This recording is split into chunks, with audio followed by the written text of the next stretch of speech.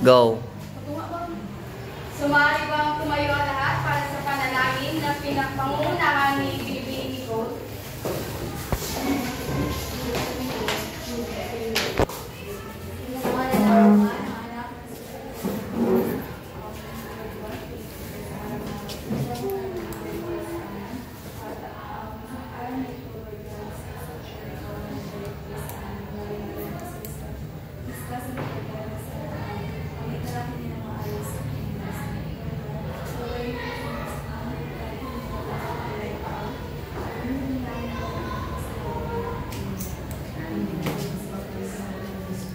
Sumari na kayong umupo. Pag-ayos muna pala ng inyong upuan at siguraduhan ito ay nakahanay. Forward din na. Pasok. Okay, sumari na kayong umupo. Magandang umaga sa lahat. Magandang umaga. Kumusta naman kayo? Okay lang. So ngayon, tatalakayin natin ang 7 tungkulin ng wika ni Michael Halliday. So ito ay karugtong lamang sa itinilakay ni Binoong Morales noong nakaraan. So ito ay ang pang-apat. So Nicole, maaari mo bang basahin? Imahinatibo, nakapagpapahayag ng sariling imahinasyon sa malikhaing paraan. Sa pasalita, pagsasalaysay, paglalarawan, sa pasulat, akdang pampanitikan gaya ng tula, maikling kwento, nobela at iba pa. So dito sa imahinatibo, ibig sabihin na sa pamamagitan ng tungkulin ng wika sa imahinatibo ay naipapahayag natin kung ano yung ating damdamin o opinion hinggil sa isang bagay. So maaari natin itong isulat sa malikhaing na paraan. Tulad na lamang ng pagsulat ng tula, maikling kwento, ano pa? Mga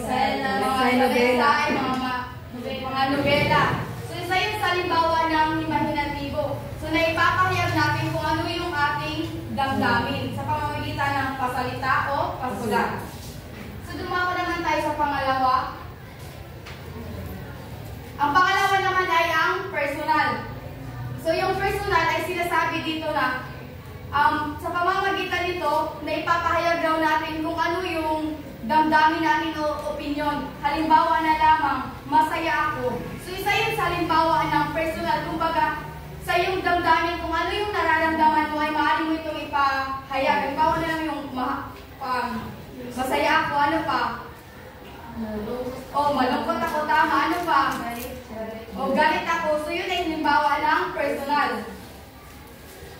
So pang-pito naman ay ang informatibo. So binibiningian, maaari mo bang basahin? Informatibo, nagbibigay ng informasyon o datos para matambang sa kalangan ng iba.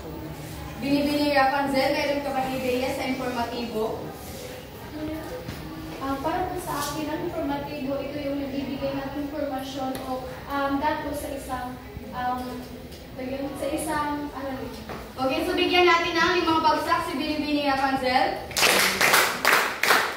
So maraming salamat. So tama yung sinasabi ni Binibini Rapunzel. So dito sa informatibo ay nagpapahayag tayo ng mga kaalaman tulad na lamang ng pagtuturo at yung pagre-reporting dito sa harapan na kung saan ay tayo ay nagbibigay ng mga impormasyong, mga mahalagang impormasyon o datos para sa ating mga mag-aaral. Kumbaga tayo yung Source. tayo yung Pinagkukunan ng kaalaman. So sa pamamagitan ng isang guro o pagsakalakay dito sa harapan, ay makakapagbigay tayo ng impormasyon. So naiintindihan niyo ba kung ano yung informatibo? Opo. So ano nga ulit yung tatlong tungkulin ng wika ni Michael Halliday? Heuristiko, personal, informatibo. So para sa iyo, Binibining Tracy, ano ang masasabi mo, gaano ba ito kahalaga para sa iyo? Ang tanan. Okay. Yung sa atin na talakay mo or sa kabuuan na yung kay Michael Holiday, napakahalaga na malaman natin yung iba't ibang layunin at tungkulin ng gamit ng wika sapagkat para magkaroon tayo ng ideya sa kung paano paraan natin ipapahayag yung ating mga opinyon sa loobin at maging ang mga kulturo natin. At ito rin ay nagiging daan upang mas malinaw na magkakaintindihan ng bawat isa sa paraan na alam nila. So, bigyan natin ng 5 bagsak. So, magaling binibining phrases. So, tama yung sinasabi mo, no? Sa katuwa nito, napakahalaga sapagkat sa pamamagitan ng tungkulin ng wika, ay natutuhan natin kung paano natin ipahayag yung ating sarili sa pamamagitan na nakaangkla ito sa tungkulin. Dito, napakahalaga ito sapagkat natutuhan natin na kung paano natin bigyan ang tungkulin ng wika sa ating pang-araw-araw na buhay o sa totoong sitwasyon ng buhay. So, naiintindihan niyo ba? Oo. Meron ba kayong katanungan? Wala na. Kung gayon, ay dumako na tayo sa ating pangalawang gawain. Maaari mo bang basahin binibining ni Ann? Ang klase ay hahatiin sa 4 na pangkat. Ang bawat pangkat ay bubulot ng isang gamit ng wika at magsagawa ng isang pagsasadula na nagpapakita ng tungkulin ito ayon kay Michael Holiday. So, naiintindihan niyo ba? Oo. Okay, so sisimulan natin ang bilang dito kay binibining Elaine. 1, 2, 3, 4. Isa. 2, 3, 4. 1, 2, 3, 4. 3, 4. 1. Wiglo. 1, 2.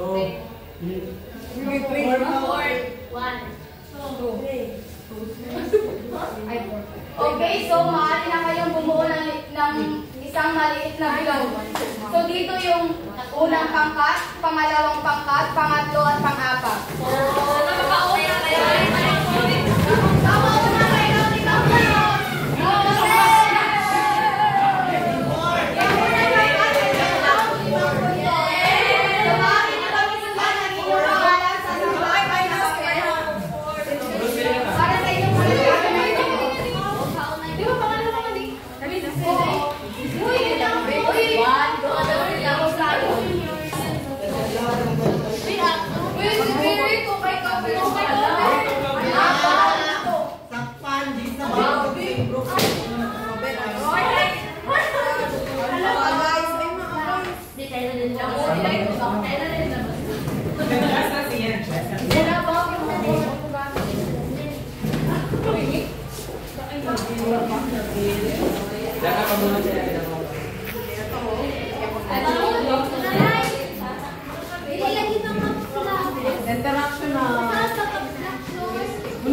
So, bibigyan ko lang kayo ng 10 minuto.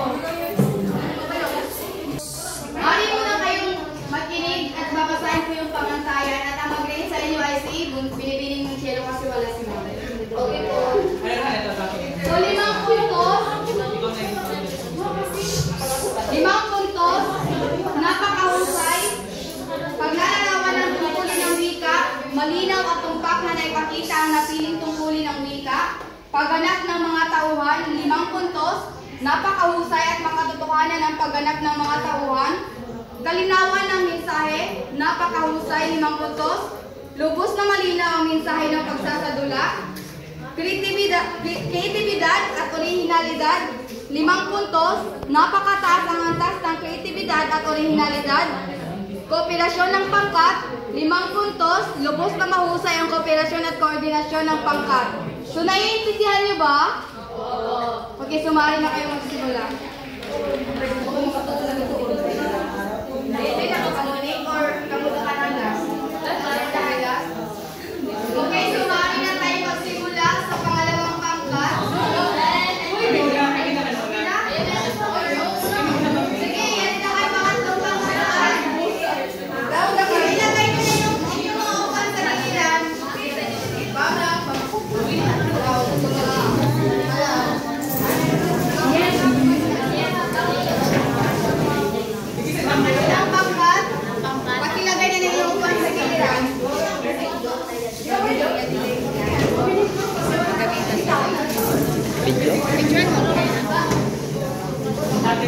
Picture? Doon na may picture, video. Pwede man mag-video.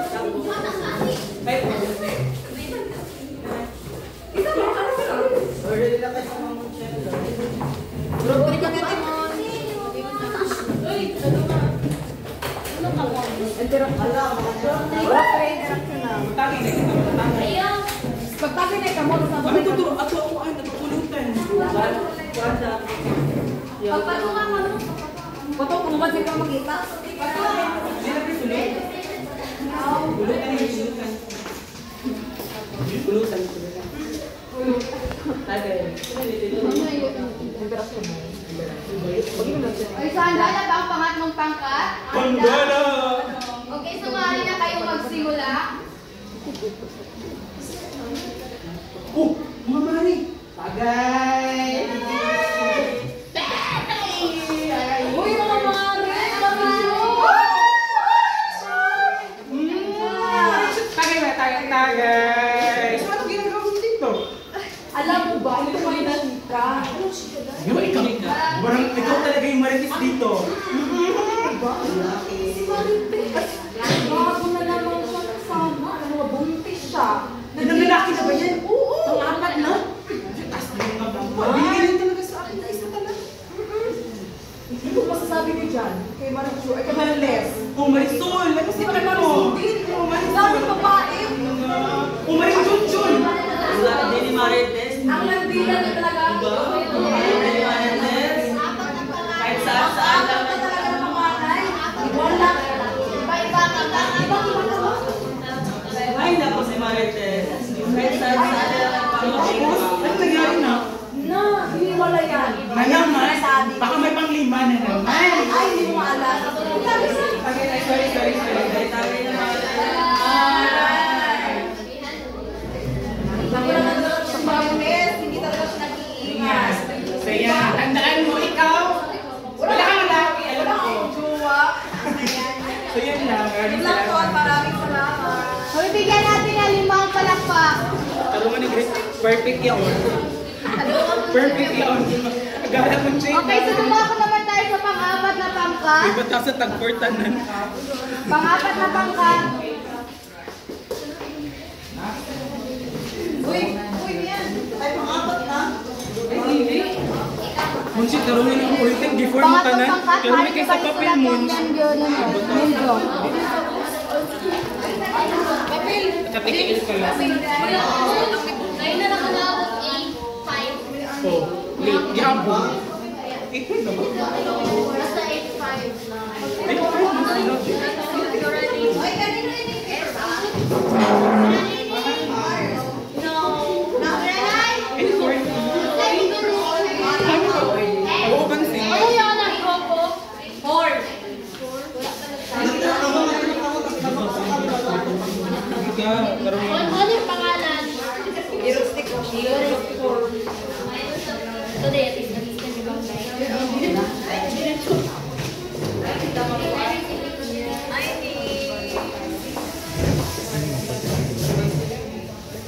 May plot twist. Puro sa gihapon. Lights! Camera! Shoot! Uy, pupunta pala tayo kay Kailangan na natin simulan ang ating pagkikita ngayon sa kanya. Ano po yun?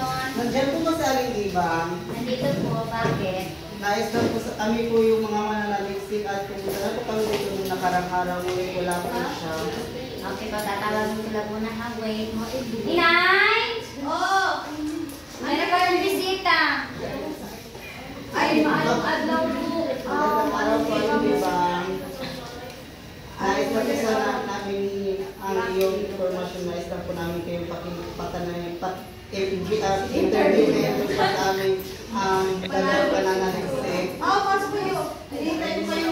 Umalis na niya ako.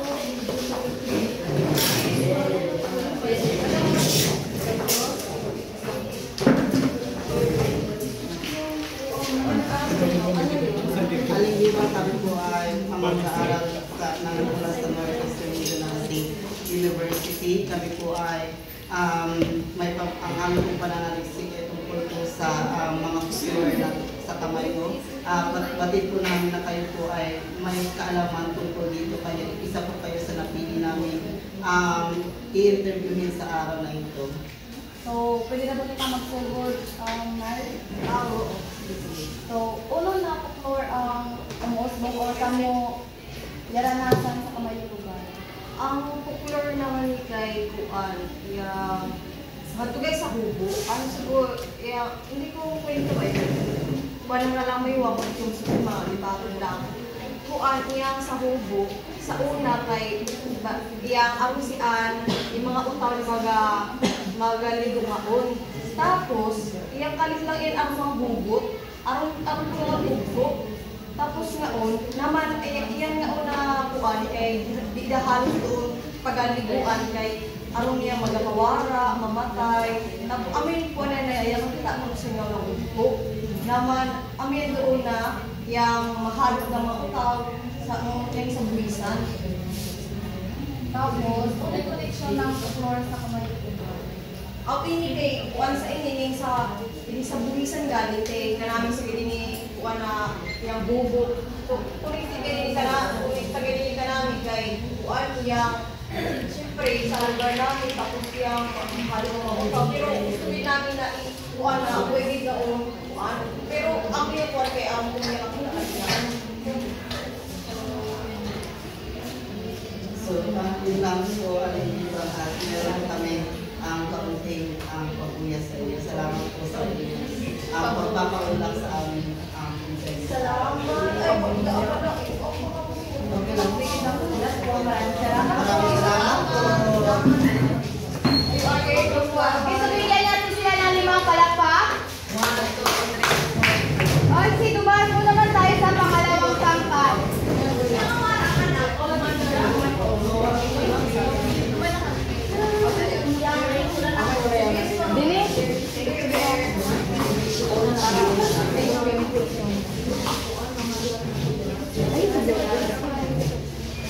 Ano yun?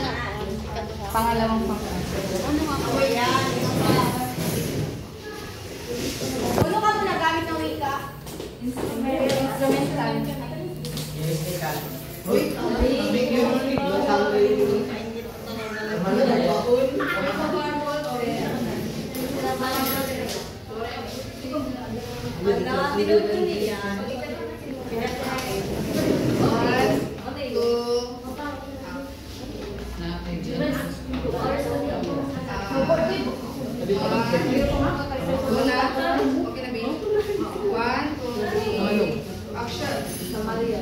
Mga mami, bumili na po kayo ng tila namin. Sa lagi ko. Opo! Ito po ay isang gulay po na sinamahan ko na itlog. Magkano po siya? 20 po at tacos. Pwede po patikim? Ayun po, pwede po. Meron po kami ng sauce na libre. Gamutin niya. Tatapot ka ba yun? Meron po ako dito. Kung gusto niyo po magluto, meron po ako dito. Kukibo. Meron po dito yung mga hakbang kung paano ito Tikman niyo po. Sinamahan niyo po ang magkuhan, kanin para masarap. Sige po.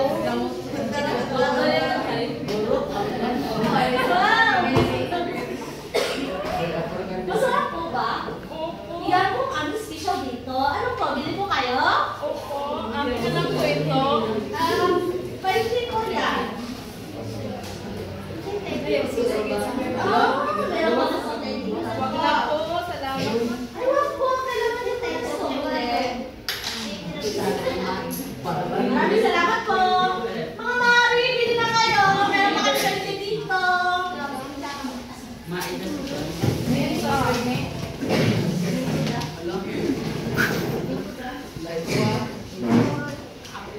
Ay! Asa na ba yung sabon dito? Anak? Anak?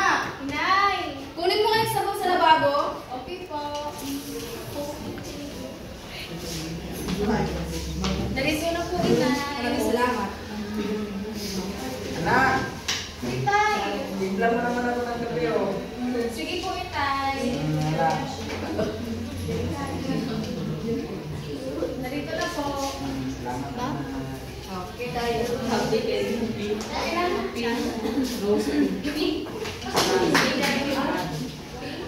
Bang, ganda bang? Wala. Bigyan natin sila ng limang palakpak. Ito, tumako naman tayo sa unang pangkat. Una. Tunay na pala lang ito ay informatibo. Ay, entertain sila.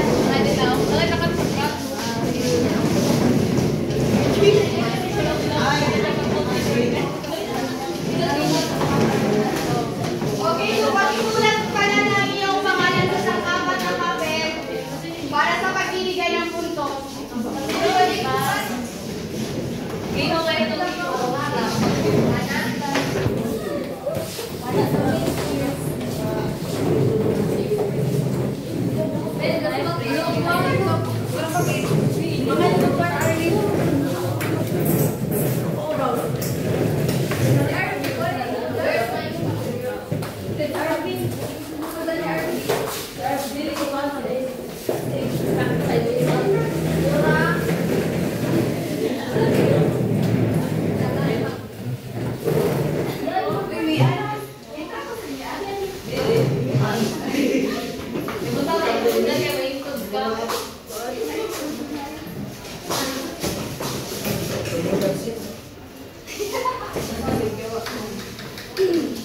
Lights, camera, action!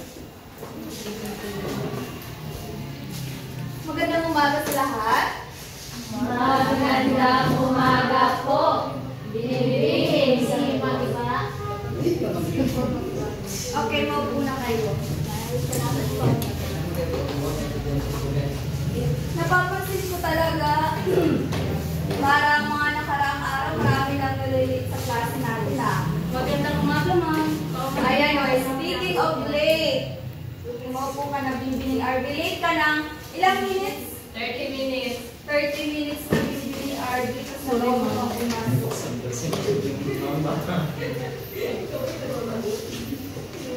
Sunari ka ang attendance. Para sa araw na ito ay tatalakayin natin ang tula at lalo na yung mga elemento nito. So, pag sinabi natin tula, ito ay pagsusulat upang may pahayag natin ang ating saloobin o maaaring personal na karanasan. At ang elemento ng tula, ang mga elemento ng tula ay ang binibining RB. Ang elemento po ng tula ay yung sukat, tugma, taliktan, talinghaga, persona, indayog, at iba. Okay, magaling Binibining RB. Ayan, kahit nalilate, nag-aaral naman pala si Binibining RB. So, palakpakan natin si Binibining RB. So, yun po mga elemento ng tula. So, naintindihan ba? Oo. Ayan, so, yun lamang at paalam na sila. At maraming salamat, Binibining Magiba. Okay, so bigyan natin sila ng 5 palakpak.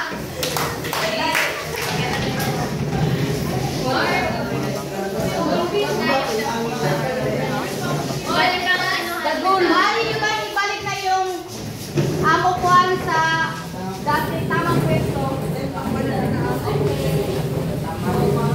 Unang pangkat, wala pa kayong group. Ay, pangatlong pangkat. Ano ka namin?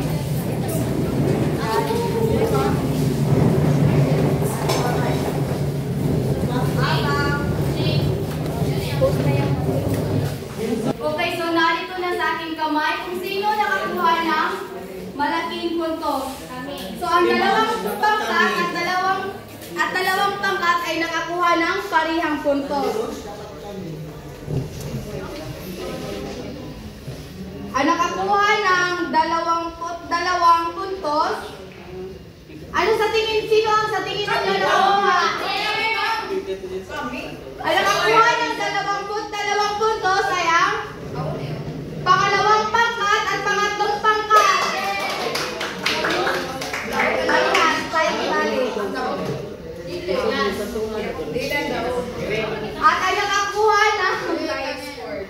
ang nakakuha ng 23 puntos ay walang iba, ang unang pangkat at ang pang-apat na pangkat.